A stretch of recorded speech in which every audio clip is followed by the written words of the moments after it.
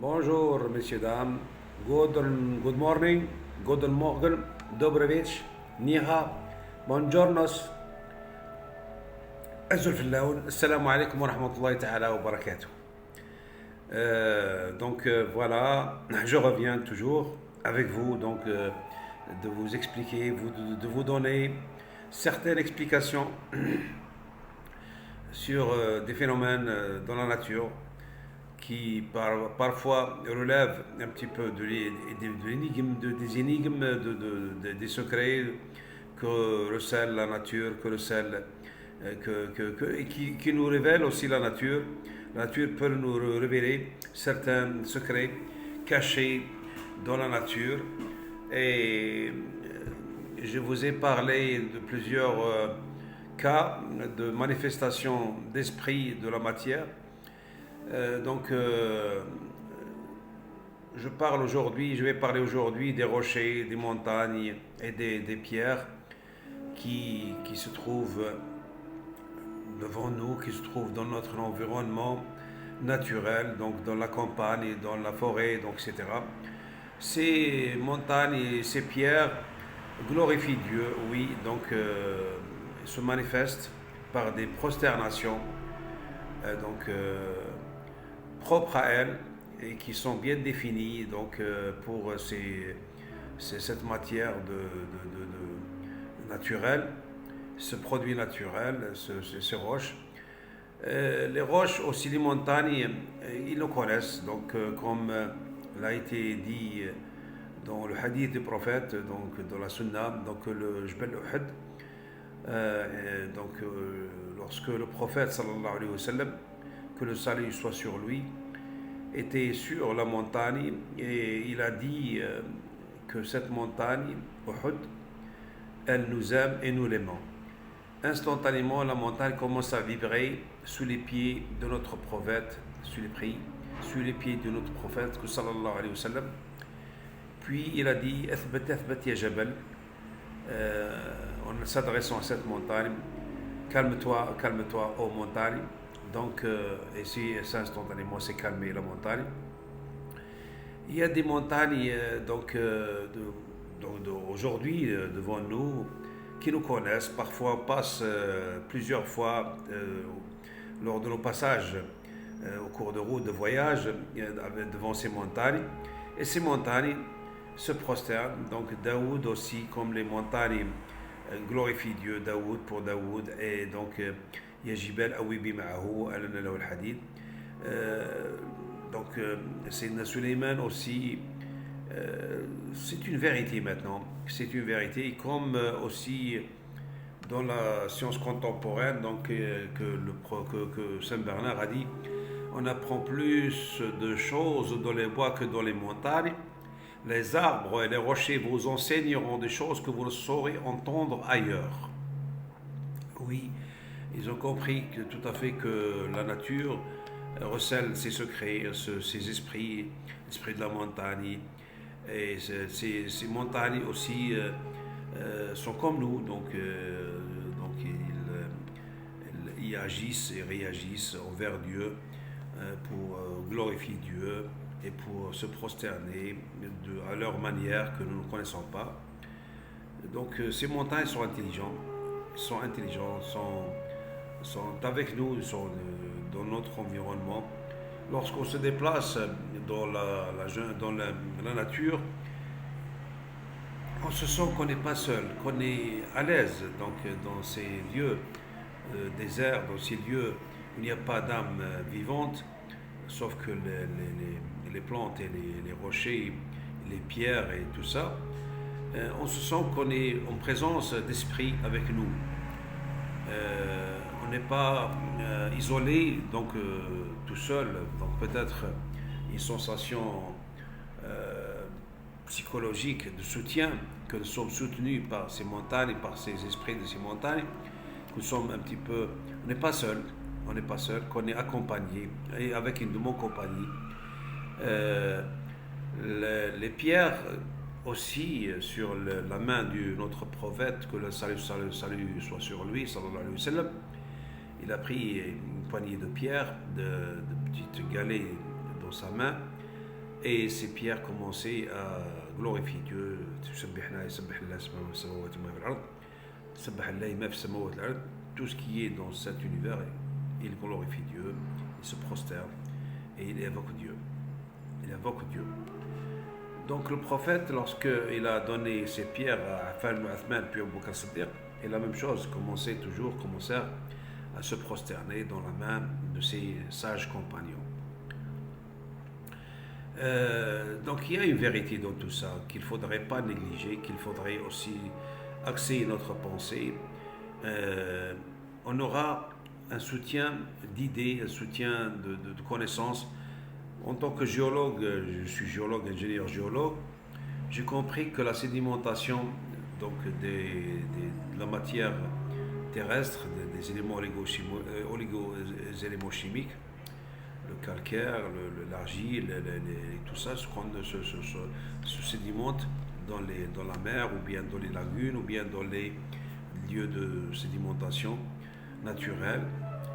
Et ces pierres, ce sont des produits, soit d'arbres, soit de déchets humains, soit voilà, ils étaient constituants de corps qui se sont désagrégés et qui se sont un petit peu revenus à la nature pour se sédimenter. Par exemple, aujourd'hui, moi, j'ai cette peau-là, et cette chair-là. Cette chair-là, elle est constituée d'argile et quelques éléments chimiques. Ils ont chaque élément chimique ici, chaque molécule, elle est dans mon corps, elle a un esprit, elle a son propre esprit et son propre intelligence, et elle conserve mon caractère. Oui, mon caractère, c'est l'esprit de mon caractère, mes pensées, mes réactions, mes réflexions, tout ça. Elle conserve tout ça.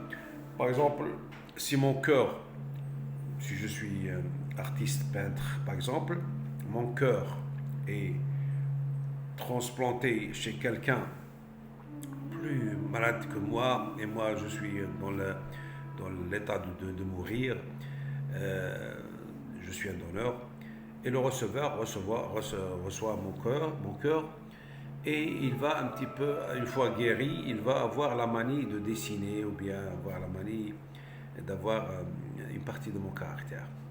Cette interférence de mon caractère faite par mon cœur dans l'esprit, dans le caractère du receveur, explique que le cœur, c'est un organe vivant. C'est un organe vivant, et il glorifie Dieu et il se prosterne et tout ça. La même chose, nos mains, notre peau et la main, la langue, tout ça, ils sont en train aujourd'hui d'enregistrer nos actes, et ils vont être témoins lors de la résurrection, lors du jour d'examen envers Dieu, pour qu'il nous dote d'un pouvoir beaucoup plus surnaturel qu'aujourd'hui, de faire parler nos mains, de faire parler notre nez, de faire parler notre oreille, tout ça, ils vont parler à notre place. Ils vont dire la vérité, et toute la vérité, rien ne se cache. Et puis le jugement sera, Inch'Allah, le paradis. J'espère que Dieu ne va pas nous donner cet examen. Il va un petit peu nous donner le secret de rester toujours sain et propre d'esprit, et jusqu'à la fin de nos jours. Voilà un petit peu ce que je voulais dire sur la matière rocheuse et la matière minérale, la matière des éléments chimiques de notre corps. Les gens d'aujourd'hui ne savent pas que leurs corps vont parler un certain jour. Aujourd'hui, ils sont en train d'enregistrer, et ils vont parler un certain jour, donc lorsqu'ils seront devant Dieu, et ils vont comprendre que rien n'a été négligé. Donc tout est compté, tout est enregistré, tout est comptabilisé, et il faudrait aujourd'hui faire beaucoup plus de précautions, d'être vigilant, et d'être éveillé, de ne pas se soumettre à cet examen. J'espère que nous serons un petit peu tenus au secret, nos actes seront tenus au secret le jour de l'éjection. Rabbi Storm, Inch'Allah. Donc, mon corps va constituer les roches et les pierres, etc. Ils vont revenir à la nature. Le Dieu nous a donné ces éléments chimiques à partir de la terre. Par exemple, si je mange le pain c'est un produit de blé. Le blé, c'est un produit terrestre qu'il a comme une petite graine de blé implantée pour récupérer les éléments chimiques de la terre, c'est de la poussière. Et cette poussière s'entassera, se condensera dans mon corps. Et la terre nous prête ces minéraux pour une certaine durée de vie de notre existence. Puis elle va restituer ce qu'elle nous a donné comme éléments chimiques et minéraux. On va restituer et notre âme va se déplacer. Une fois mort, elle va se déplacer dans un autre lieu, le sas, c'est-à-dire le barzakh, et ce lieu instantanément se produit une fois mort. Ensuite, nous serons tous égaux devant Dieu dans un jugement définitif. Et ce jugement, il n'y a aucun ange qui va substituer la place de Dieu. C'est Dieu lui-même qui va nous juger. Inch'Allah, j'espère qu'on sera à la hauteur de notre jugement. Et on aura le paradis, Inch'Allah. Donc le paradis, c'est le choix de chaque personne et la volonté de Dieu. Les rochers que je suis en train de vous expliquer peuvent nous aider, peuvent nous donner des idées, peuvent nous donner leur soutien, peuvent glorifier Dieu avec nous à notre place, peuvent donner l'istighfar pour se repentir, etc. On demande à ces corps naturels de nous aider dans notre prosternation et dans notre existence de la vie pour nous soulager, pour nous aider à comprendre certains secrets. Et voilà, je crois que je ne vais pas tarder à vous expliquer sur les roches et sur les pierres. À la prochaine fois, Inch'Allah.